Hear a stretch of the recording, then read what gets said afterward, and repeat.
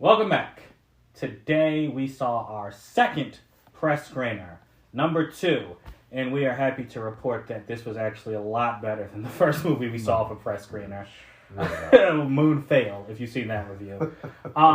So yeah, Death on the Nile. We are all ready to talk about it, but first we definitely have to give big thanks to the people, our collaborators, who made this possible. Yep. Grand Shuck It.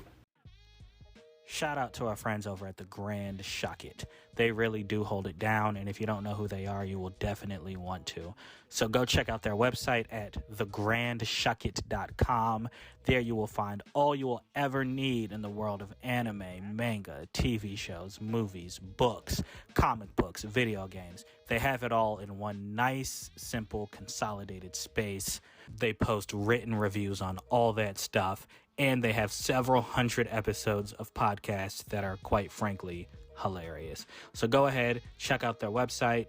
Again, thegrandshuckit.com. And also give them a follow on Twitter. That way you will never not be in the know. Okay, so now let's talk about Death on the Nile.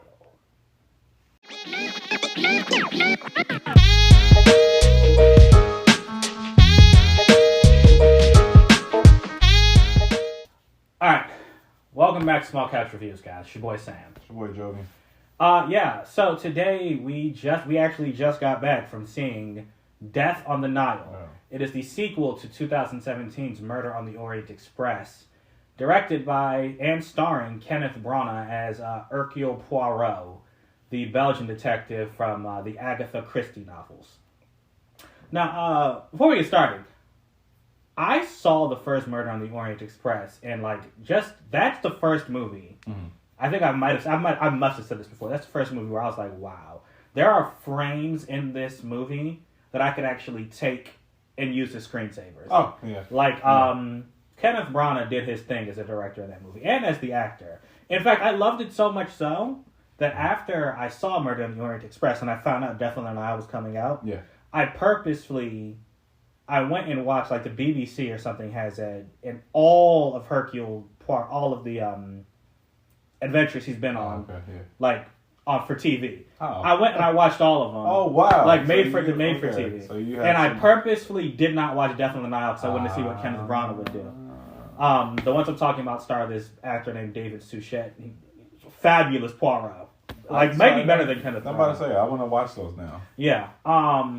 But I didn't watch Death on the Nile because I wanted to see what Kenneth Branagh was going to do with it. Because, Artemis Fowl withstanding, everything that he's directed from his Shakespeare stuff to now, I've really liked. So, and I liked him in Murder on the Orient Express. Yeah. Really good character. Although I do want to give a disclaimer, I don't know how much credit Agatha Christie should be getting. She might have been racist. I have to look this up. No. I know she definitely used the N-word in one of her books, but I have to look this up. But anyway, let's talk about this movie. So, Jovi just watched Murder on the Orient Express. In 4 different parts. Yeah. Within the last 24 hours. So, while he was watching it, I didn't know that it actually set up, I forgot it set up Death on the Nile at the end of it. They were like, yeah, there's been a death, or there's something on the Nile going on. So, straight up, I was like, oh, okay, cool. And I'm literally, seeing this while I'm walking to a theater. So he was literally on his phone while we're going to the screen. Yeah. So I was like, oh, okay. So this, takes place right after that. Hercule Poirot, I hope I'm saying his name correctly. He gets, invited by these people to join them on their honeymoon on the Nile. Mm-hmm. What I liked about this movie, first off, Kenneth Branagh, the movie, so when he says, I am probably the best detective in the world, I believe you. Yeah. I believe when he says it, and then the way he talks to people, you're like, yeah, you know what? Hey, he's a detective. You're the best and detective. he's all these other things I throw away so my little gray cells can work or whatever. And he's just when you see him analyzing people, you can see in his eyes, he knows when somebody is BSing him, and he knows when, when he needs to dig further. Complete read immediately. Yeah, man. Like the first one, this movie sets up kind of how smart he is at the beginning with a totally different scene. Mm-hmm. This one takes place at the beginning of World War I, where they just kind of show that he sees things differently than other people before it jumps to the timeline of the movie. Also like the first one, which if I didn't say, I really like the first one. Also like it, the cinematography was very good. The camera work, I really loved it. There's a scene in particular I remember where they're on a boat and like they're talking and the windows are open and the camera's outside the windows, and as Poirot is talking, it pans to him. And then as the person he's talking to begins talking, like it pans over the windowsill and goes to the next window. Yeah. To that, right? I just thought that was pretty cool. Yeah. And then so Gal Gadot was like, I know in the preview she was like shown as like the star of this movie. She's really not the star. It's an ensemble cast. I don't really want to talk about too many cast members because I don't want, like, if I say who it's spending too much time on, you might get you might guess what's going on. I don't know. This one was harder. Than This the one, first yeah, one. I think this one, like, I did not solve this case. Yeah. The first one, I literally solved at the end. I was like, oh, I understand who did it. Yeah. This one, I didn't solve, and this one was a lot more brutal. Like, there was a lot of death in this one. It's pretty, stabbing somebody is pretty brutal. Yeah, there was a... It was a lot of death, yeah. Yes, more than the first one, we should say. But yeah, that's all to say. The cast, they did their job. They were fine. I don't think there was any performance that stood out, but there was none that was really bad. No. Yeah, I completely agree with that one. Nothing was like, oh my gosh, this was amazing. But nobody was like the Moonfall actor. Yeah, exactly what I was thinking. Yeah. It's like everything is Moonfall acting. That's Moonfall acting, and I don't know what's the best movie we've seen since we've been doing this besides Spider-Man. Probably Dune. Dune acting. Yeah. Dune acting, Moonfall acting. Yeah. That's the scale we're gonna use now. Yeah. I think I hit on what I really like. So just Kenneth Branagh directing, acting was the thing, and the actors themselves. I liked this story more than the first one, but there's also something I didn't like, but I'll get to that after. I'll let you go. Liking, like, cinematography, duh. I mean, there's, like, you can't miss that. You cannot miss that cinematography. Like, it's every scene, even that first scene, like you're saying, and, like, the color grading on that, and it just felt so, like, you felt the scene more because of how it was shot. Yeah. And then going into, once they're in Egypt and everything, you're like, all right, we're about to go on an adventure. And we know that a lot of those shots weren't in Egypt, but just that feeling, it was like good enough that you... Yeah. It's like they created these overhead shots. Yeah, they were beautiful overhead shots. Yeah, and it's just like, all right. And when that one redhead lady, I remember she walked up and like the scenery behind her, I was like, wow. Yeah. Like, that's a screensaver. Yes. Yeah. And wearing like that dress. Yeah. The clothing. Yeah. Oh my gosh. I was eyeing the suits like the entire time. Like stuff that was sitting on like hangers in the background. I'm just like, yo, whoever was the one set design and then whoever was the clothing designer on this. A1. Acting was great. And the story, like the pacing was I was enjoying it. Again, y'all know, I talked about it, I fell asleep on the biggest part of Moonfall. And I'm even more tired now. We filmed, twice this week or once this week, and we've worked on stuff early this week. And we've gone to work. I'm tired, but I went through that whole movie. Yeah, he stayed awake the whole time. Did not blink. Like, I'm just like, oh, this is nice. This is cool. Yeah. And I'm not saying it's the best movie in the world, but it was really entertaining. Good. Yeah, it kept your attention. Yeah, which I mean, it did its job as a movie. Like you said, I mean, when I say like, oh my gosh, it's the best thing ever. Like I was gushing over Spider-Man. No. But I mean, it's really decent. It's really decent. And again, like it moves itself even when stuff starts happening. And I think this is a movie that we don't need to give too many spoilers for. Right. Like to really enjoy it, but when shit goes down, it's not like, it's not forced. Mm-hmm. And I really enjoy that about it, and so I guess that... Yeah, there's one scene in particular I think you're thinking of, like, when it happened, I was like, whoa! Yeah. Okay. Yeah, so it's like, but But yeah, those are my likes. It was funny too. I mean, they had I didn't mention that you don't get full theater laughs in a serious mystery film like that. But there was some good one-liners and like just straight up like that was a funny moment right in the middle of this just terrifying, horrible experience that these people are going through. Yeah, that was pretty funny. Of course, I love the black actors. Yeah, they were great. They were great. Hey. I mean, it is what it is. I mean, I don't think everything is period appropriate because black people would not be as free to walk around as they were back then. And it's like they kept trying, even with the original film, they keep trying to say, "You're not in America. You're not in America. You're not in America." And it's like the rest of the world was still. They were still pretty racist. Yeah, and it's like it's still pretty racist to this day. Yeah. So it's like. But I do like that they at least, like, in this one more than the last one, they at least acknowledged, we go through some problems because, we're dark-skinned. Yeah. I mean, you're like, and it's mentioned. Yeah. And I appreciate that.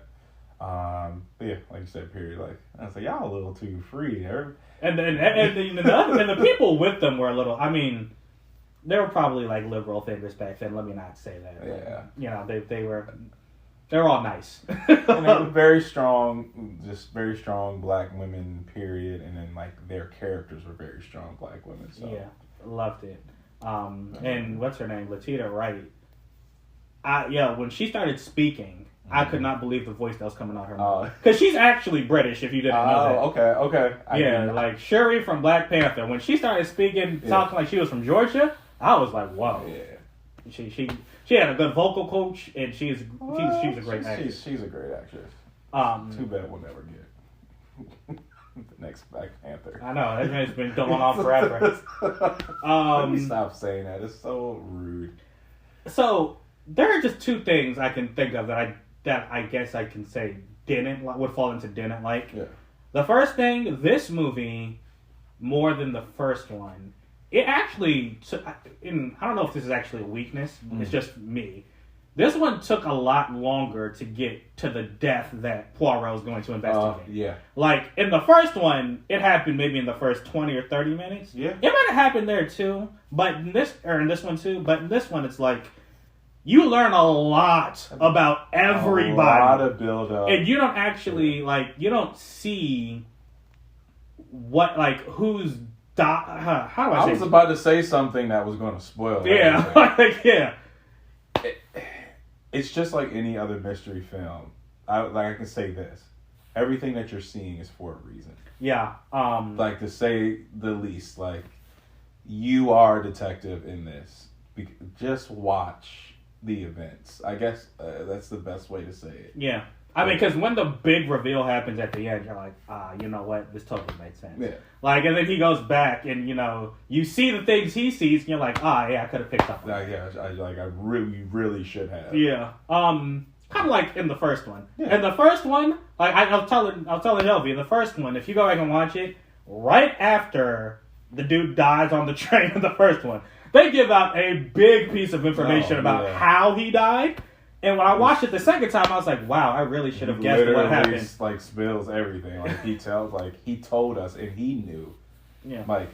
This is character so awesome. He knew right then and there. I was like, yeah. But then the other thing I guess I can say I don't like, this is a problem not just with this movie, but with mystery movies in general. Mm-hmm. There's not a lot of rewatchability here. The first one, I can rewatch and go back and, be like, I didn't pick this up, I didn't pick this up, I didn't pick this up. And I can enjoy the story along the way. Yeah. This one, because, it's interesting. It's a better story to me. Mm-hmm. But since the reveal is so much bigger, it's it was such a payoff that I don't want to go back and watch it again. Yeah. It doesn't have a lot of... I can agree with you on that. This one... First one really felt like probably the show, like you were saying. And really, really murder mystery-ish, Clue type. This felt like more of a cinematic experience. like this was. I mean, of course, the first one's a movie, but this one felt like just a movie. Yeah. Not something like, I don't know. Like it just didn't feel like an adventure. Yeah, I guess that's true. And I mean, that could be said about a lot of movies. I guess, if you know the end of a movie, you might not want to watch it. That's right. But me, there are a lot of movies I can go back and watch. This one, even though I might go back and watch it, it's like, it will not hold the same impact because of how big this reveal was. Or because of the reveal. Like, again, this one was different. It was a lot more brutal. I guess that's the word I would have said than the first one. They tried to go for it. Well, he tried to go for it. Like, really tried to give us this ridiculous experience. And I was like, is the book like this? Yeah, I kind of want to watch the. I kind of want to see the original story to see if that's how it went down. Because there was, man, there were some. You definitely caught the feels at some point. Yeah. It's just one scene that I'm like, it eliminated so many people as the culprit. We'll talk about that off camera. I want to know which one you're talking about. Yeah, and I was just like, I'll just say that could be part of one of my dislikes. I was like, you kind of gave it away. But whatever. And that goes to my only dislike. We saw a lot of clues in those little small cutscenes. Yeah. Wait, which cutscenes? So when anytime they showed the underwater or the fake fish or something like that, you were giving me clues. Like, you were showing where things were at, and I'm like, that first one didn't do that. You watched him find the clues. Oh yeah. And it's like, I didn't like that at all. That, again, like I said, this feels like more of this is for everybody. The first one was for people that like murder mysteries. Gotcha. So that's it. That doesn't necessarily affect the score for me. Yeah. It was a good whodunit. What are you going to give this one? I'm going to go ahead and give it a 4 because of the non-watch. Like, I'm not watching this again unless Aisha wants to watch it. I was just about to say, if a friend of mine said, hey, you want to watch Death on the Nile? I'm like, yeah, you know what? It's not a bad movie. Turn it on. Yeah. But I'm not going to go ahead and watch it myself. Yeah, I'm probably going to do the same. Right. Let's go ahead and give this a 4. Yeah, small couch review score. Definitely worth a watch. I know Jovi was telling me Rotten Tomatoes has it like... The original one at 30, like a 30. Murder on the Orient Express? Yeah. Oh, that's surprising. This one's really good. Yeah. And I think this one's going to do better in theaters, too. Yeah, definitely. Yeah, so let us know. Murder on the Orient Express, Death on the Nile. Have you seen it? Have you seen any versions of them? They've been making these for... It was 50 years now. Yeah. So let us know. What is your favorite Poirot story? What is your favorite murder mystery story? Let us know down there in the comments. We always love hearing from you. As always, thank you for listening to us, guys. And until next time, we out. Deuces.